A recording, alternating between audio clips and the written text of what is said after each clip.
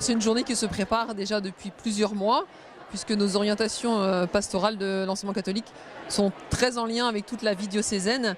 Et après avoir vécu aussi, comme dans les paroisses, ces temps de démarche synodale, avec des fraternités dans nos établissements, avec les enfants ou les adultes ou les jeunes, nous accueillons aussi avec joie maintenant cette lettre pastorale de notre évêque, avec ses orientations qui rentrent tout à fait dans notre projet. Et un collègue disait il y a quelque temps, ce n'est pas juste une partie qui nous concerne, où Monseigneur parle de l'enseignement catholique, mais c'est vraiment une lettre pastorale que l'évêque a écrite à tous les chrétiens, tous les catholiques d'Ille-et-Vilaine. Et donc nous aussi, enseignement catholique, nous accueillons toute cette lettre pastorale avec beaucoup de joie pour qu'elle puisse être mise en œuvre dans nos établissements scolaires. Et une journée comme celle-là est tout à fait favorable pour permettre à nos collègues de continuer à rentrer progressivement dans la lettre pastorale de notre évêque. L'école catholique est une école ouverte à tous, par nature, mais le projet, le cœur de notre projet, c'est le Christ qui est le fondement du projet éducatif.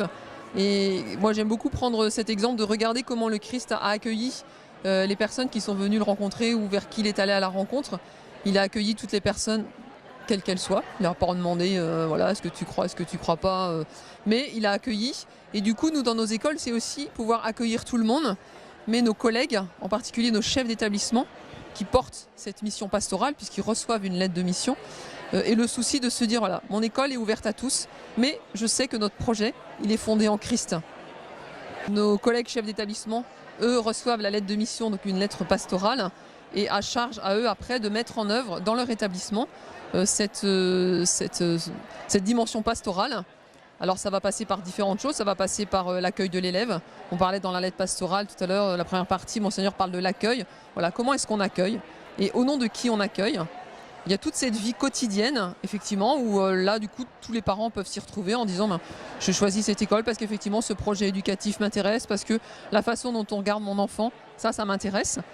Et puis aussi, il y a des propositions qui vont être plus clairement identifiées. Donc il y a tout un...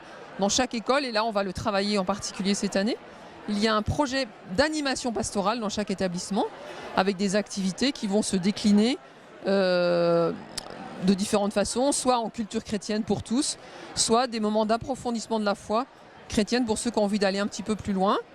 Puis il y a aussi le côté, j'allais dire le côté de la charité, c'est-à-dire avec toute la façon dont on va parler d'action de solidarité, la façon dont on va parler de l'accueil de l'autre, etc. Je le disais tout à l'heure avec la dimension de la culture chrétienne, la catéchèse, il y a cette dimension un petit peu d'enseignement, du contenu de la foi chrétienne. Et puis il y a toute cette dimension aussi d'ouverture à l'intériorité. Alors pour nous chrétiens, l'intériorité ça a un sens puisque ça peut mener jusqu'à la prière. Mais dans des écoles, cette question d'intériorité va vraiment être une question primordiale.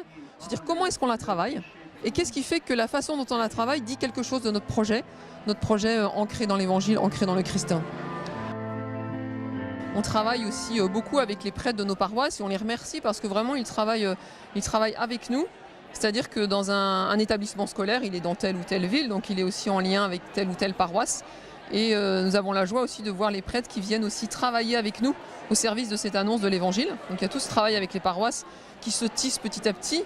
Aujourd'hui, à la rentrée pastorale, plusieurs des prêtres sont là. Et je crois que c'est signe aussi de ce travail avec les prêtres. J'aime bien... Monseigneur, sa lettre pastorale, c'est afin que vous débordiez d'espérance. C'est cette espérance que j'ai envie de partager, de transmettre aujourd'hui à mes collègues et plus largement à l'enseignement catholique d'Ille-et-Vilaine.